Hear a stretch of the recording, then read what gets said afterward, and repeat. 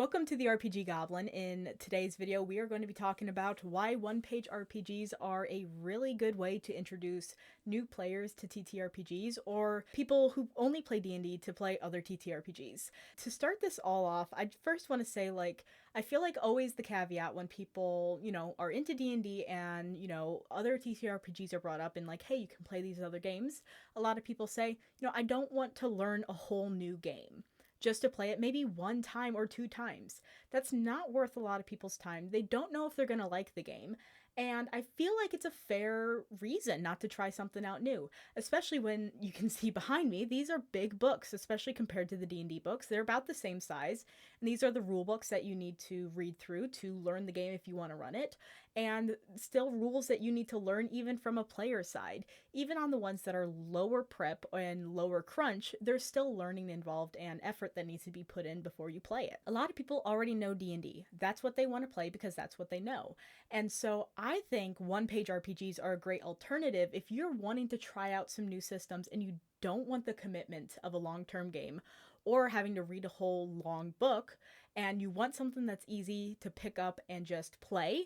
One-page RPGs are your friend. They are easy to learn. That is the first thing. One-page RPGs are a great way to introduce more people to TTRPGs and other non-D&D games because they're easy to learn. They are literally one page, and at most, a one-page TTRPG will have the front and the back as a page. Such as for Honey Heist, as we can see here, it's got this first page, which is all right, and then it's got the back page. And that's just the player information at the start, and then the DM information at the back. That's it. They're easy to learn because all the information and the rules that you need to play this game is literally on 2 sheets of paper at very most, and can be printed on one in this case. And so instead of having to go through 200, 300 page books to learn all of the rules and to learn all of the mechanics and the way the game actually functions, and then for the players to go through and learn all the mechanics of their own characters and how character creation works, you can just decide, hey, I'm going to play a game that's going to take me, 10 minutes to read through. And that's so nice.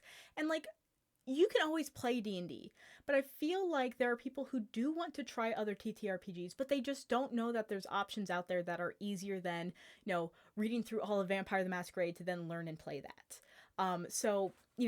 One-page RPGs are so easy to learn and make it so much easier to pitch to a group of players, hey, let's play another game, and it's literally not going to take no more than 10 minutes to learn, if that, for the players. And it's such an easier way to pitch a new game and get people to actually want to try it out because they know it's not going to take that much effort from them up front. So I love that one-page RPGs are easy to learn, and I think that's a great way that they make trying other TTRPGs more accessible compared to, the super long games. Especially when you go into D&D and stuff, you have 3 books that you need to go through if you want to run the game.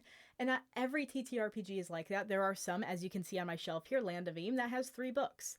And the thing is, though, you only really need the one to play.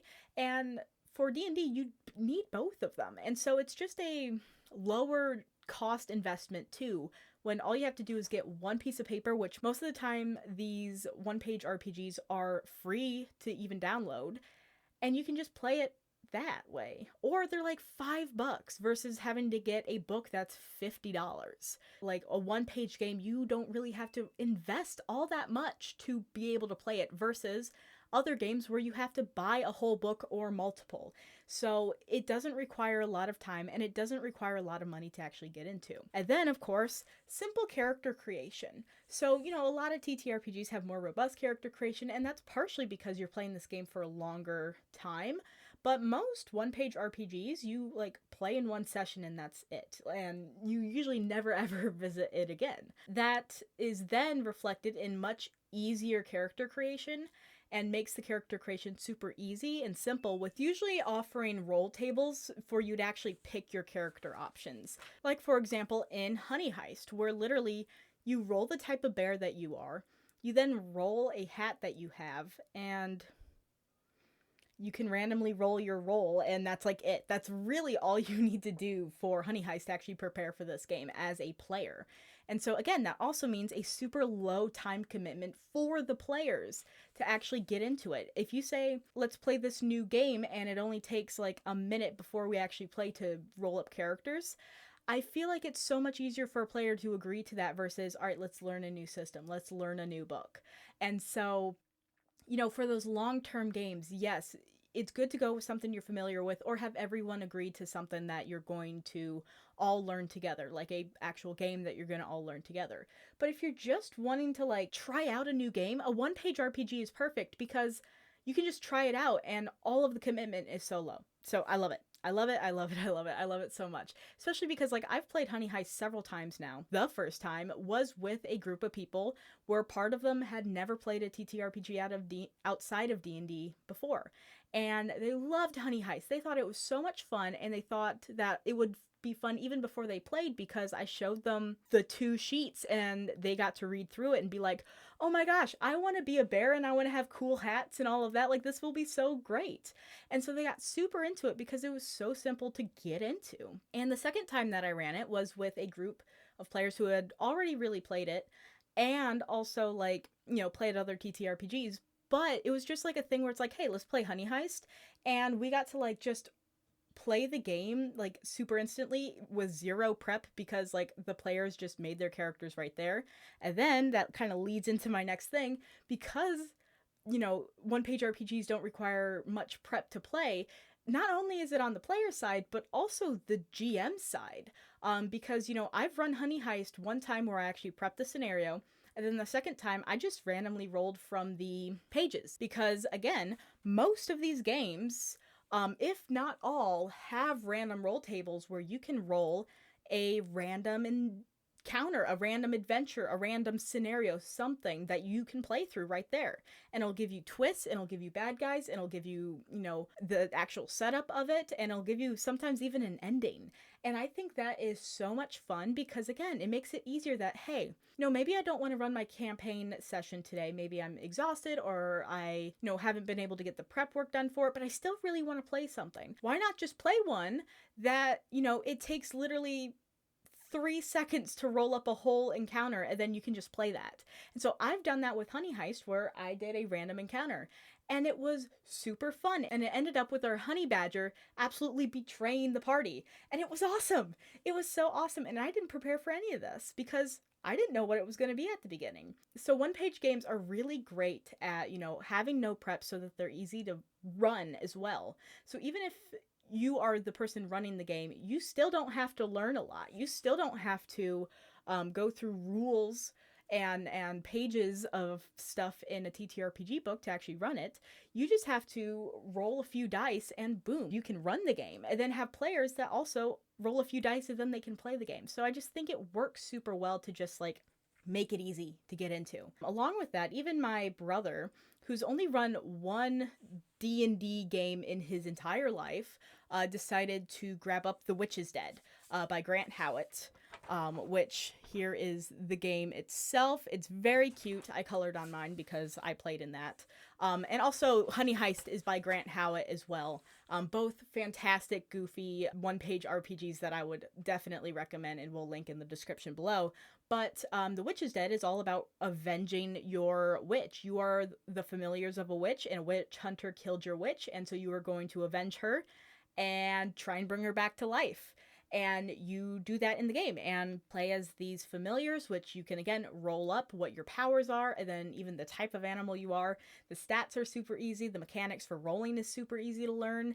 And then the GM section is a bunch of roll tables. And for example, we have, here are the roll tables for the GM section. The village is, and then you roll twice on that table, and it gives you like things like oppressively perfect and at war with the forest tribe. This is the village that you are going to be like going into, the village where this witch hunter is, and this gives you some inspiration to play off of. The witch hunter is, and then you roll one, like one could be magical and jealous. Maybe they were a witch and they want to take that other witch's place. That immediately, again, sets up who is this hunter, who is this person, so that, you actually get an idea. And then You have But Here's the Twist. You have a rival witch set her up. You have the witch hunter didn't do it. You have the witch hunter is waiting for you. When you're randomly just like deciding to run a one shot, it can be really hard to like add in a twist, something to make it a little bit more interesting. And I love that with these roll tables for these one-page RPGs, it literally gives that to you. Let us give you a twist. And so you could even make up all this yourself and then decide you want to roll randomly for a twist. And then there's also a secret, and the one that we got for this is that the witch hunter actually already died and was buried. And so that was what our familiars had to go through, of actually like digging up this grave. We tried to get like a spoon. I fought a butcher with a cleaver knife as like a bird, and I won. Like there's a whole bunch of shenanigans that happened because we were trying to find a way, how do we get into this grave? And that was just really, really awesome. So, you know, when you leave it up to chance, you can get some really funny scenarios, and then they have really good scenarios already laid out for you. So if you are randomly rolling and deciding to go the no prep route, you're still getting a really good game out of it. So I really appreciate one-page RPGs make the prep and actually running a one-shot game so much easier. You know, I've already kind of mentioned this throughout the video. My hair is doing really funky stuff. I already mentioned this quite a bit throughout the video, but it's low commitment. It's low to no commitment, honestly. You can just be like, hey, do you just want to like sit for like 2-3 hours and just play a game very quick? Like, people do that all the time, and you can do that with a TTRPG without making it as complicated for having to make characters and doing all of that. And it's designed to be low commitment games. One shots, a game that you only play one time, a game that you only sit down, put in that work and play through, have a great time, and then you move on to something else. So it's literally designed to be low commitment and easy to learn and all of that, because it's designed for a short game that you do one time. And you could always do follow-ups and stuff if you decide you really like a game. Like we talked about always doing like a Honey Heist follow-up for the first game that we played, because our polar bear like became a bus driver after committing vehicular manslaughter. But you know, that happened. One of the other characters became an influencer, and we always wanted to like revisit it. We never ended up doing that. But like, that is a game that you can do that with, but it's not required. You don't have to play again. So it's super low commitment because it's designed to be a one shot. So you play it the one time and then you move on, and maybe you decide, okay, maybe I want to try another game, and you could try another one-page RPG, or you could try a maybe slightly longer game that's simpler rules, or, you know, go back to D&D or go back to whatever game you were playing before, because it really doesn't matter. But I think trying at least a one-page RPG once, I think is so worth it, because you get to experience just something different. You get to see some different mechanics, and you get to just do this super low prep, goofy game that you might have not played before. And so I think that's really awesome. And another one that I want to spotlight is someone dies in this elevator, and this is a super short, literally you play it in less than like what a one shot would be.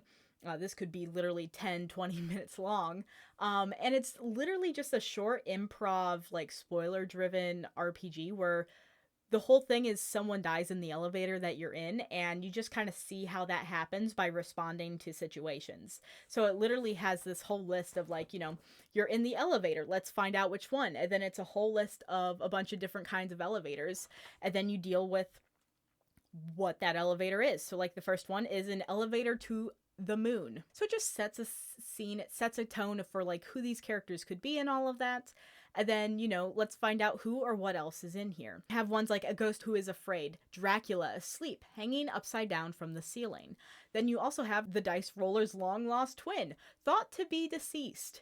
And now stuff like that is like, you just make this random character, and it doesn't even have to be a character. It could just be you reacting in that situation. But when we played this the one time, I think they were like actors, and they were all in this elevator together, and so they all just pretended to be like actors. And like, that was really goofy. These games are meant to be short, and they're meant to be fun, and they're meant to be funny and just like easy to do and low commitment. So that's why I love one-page games for introducing new players to TTRPGs, and also introducing people to TTRPGs that have only played D&D, because I've had experiences doing that, and I think it's a really good way to just start broadening your horizons for TTRPGs, because it can be really scary to be like, all right, let's play a new game when it is a really thick book and you're like, man, I don't want to do all that reading. Like, I love reading through TTRPGs because that's something I really enjoy. I love learning about the mechanics. I love getting the feel of the game. I think it's fun. But not everyone likes that. And some people just want to keep to a game that they like. But it's still fun to broaden your horizons, and one-page RPGs let you do that without all of the commitment and all of the downsides of a longer-term game.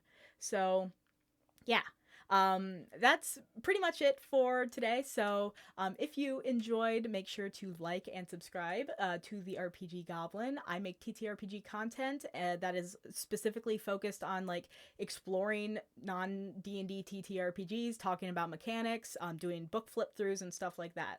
So if that sounds like really cool content to you, you should subscribe.